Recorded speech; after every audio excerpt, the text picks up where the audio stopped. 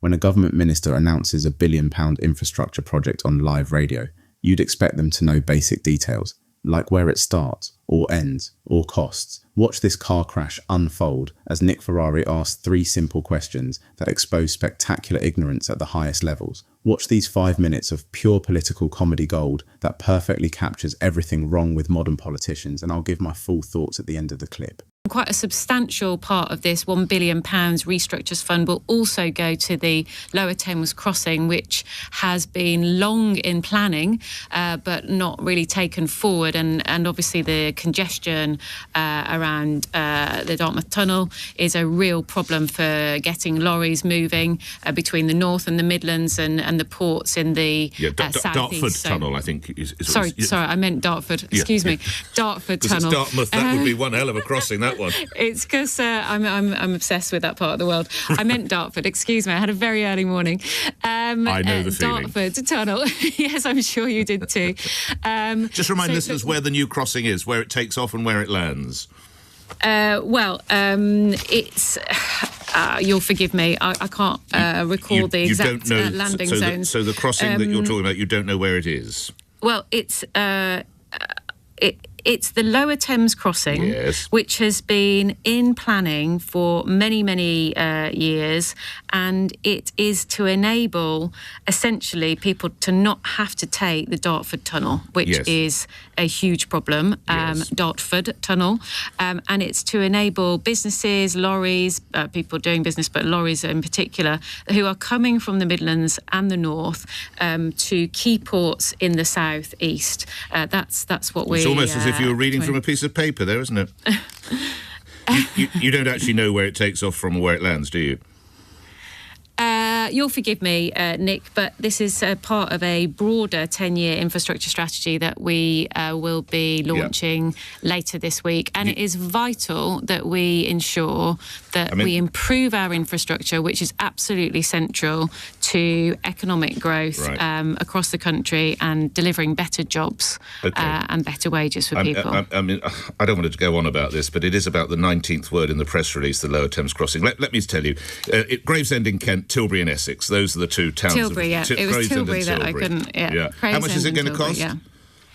Well, it's going to cost quite a lot of money, but we today are announcing £590 million towards that cost. We'd already put some money in the autumn budget into this project, but we want this to be a public-private partnership because there are significant benefits, obviously, to the private sector. But how much is the crossing going to cost, Secretary? Well, overall, it's going to cost several £1 billion. How many? You don't know that either, do you, actually? Well, it has already cost quite a lot of money. I don't wish to be rude to you personally. Is there much point continuing this conversation? Because you don't know where a bridge starts, you don't know where it ends, and you don't know how much it costs. So is there any point continuing? As I said, the money that we are putting in is crucial to unlocking this project, which has been years in planning. But you don't know how much it is, Secretary. You don't know how much it is. Well, it's several billion, as I've said. It's 10 billion, to put you out of your misery. 10 billion. Yeah, so it's not several, it's 10. What does this say about the economic stewardship of this country, that someone in your position of importance, you don't know where a bridge starts, you don't know where it ends, and you don't know how much it costs?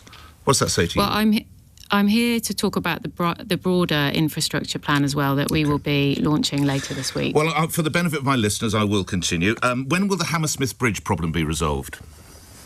I'm not here to talk about the Hammersmith Bridge. I'm not a transport minister. But you're talking about infrastructure. You're talking. Sorry, I thought we just talked about 3,000 bridges that are unable to support the heaviest vehicles. I don't have the detail of the Hammersmith Bridge. But that's one of the key bridges that can't support any vehicles, let alone the heaviest of vehicles.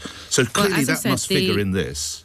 The plan, the money that we are allocating today will go to such bridges, to go to repair bridges, and to make sure that those bridges can take a load. And as you said at the top, there are 3,000 bridges across the country that can't take a load. Right. And one key one is the Hammersmith Bridge, so that's not part of this at all. there will be Hammersmith Bridge and others will be, but that will be down to local. I mean, look, I can't come on your programme and give you the dates for every 3,000 bridge that will be. I'm merely asking that one of particularly. It's been closed, I think, for around 6 years. We hear of a new initiative by the newish government, 3,000 bridges. One of the ones that really jumps off the page, of course, is Hammersmith Bridge. And you don't know whether any of these funds are going towards Hammersmith. Is that correct? I can't name every one of the 3,000 bridges. Respectfully, I've not asked for that, have I, Secretary? I've just asked, can you confirm that it is going to get some of the funds from this £1 billion? Well, further detail will be set out in written statements to Parliament. You know what's absolutely brilliant about this car crash of an interview? It's like watching someone try to bluff their way through a pub quiz when they clearly haven't got a clue. This minister rocks up to announce £1 billion infrastructure package and somehow manages to make it sound like she's never actually seen a map of Britain. The whole Dartmouth Tunnel moment is just chef's kiss perfection. Here's someone supposedly in charge of major infrastructure projects, and she's confusing Kent with Devon. It's like a mechanic not knowing the difference between an engine and a gearbox. You almost feel sorry for her when she catches herself, "Excuse me, I had a very early morning," as if getting up early somehow relocates the Thames by 200 miles. But here's the thing that really gets me. Ferrari isn't even being a gotcha journalist here. He's asking the most basic questions you'd expect any human being to know about a project they're announcing. Where does it start? Where does it end? How much does it cost? These aren't trick questions. They're literally the first 3 things anyone would want to know about any project, whether it's building a garden shed or £1 billion bridge. And the minister's responses. It's like watching someone try to explain a film they've never seen based on reading the title. Well, it's part of our broader infrastructure strategy. Mate, just tell us where the bloody bridge goes. It's not a state secret. It's basic geography. The best bit has to be when Ferrari pins her down on the cost. Several £1 billion, the minister says, as if that's precise enough. When told it's actually £10 billion, you can practically hear her thinking, oh right, that's several. 10 billion, though that's not a rounding error, that's the GDP of some countries. Imagine going to buy a car and telling the dealer you'll pay several thousand when it actually costs £50,000. What really winds me up is this attitude that knowing details is somehow beneath them, like they're too important and strategic to be bothered with trivial things like facts. It's the political equivalent of those people who say they're big picture thinkers when they just can't be bothered to do their homework. And don't get me started on the Hammersmith Bridge bit. This thing's been closed for 6 years. 6 years.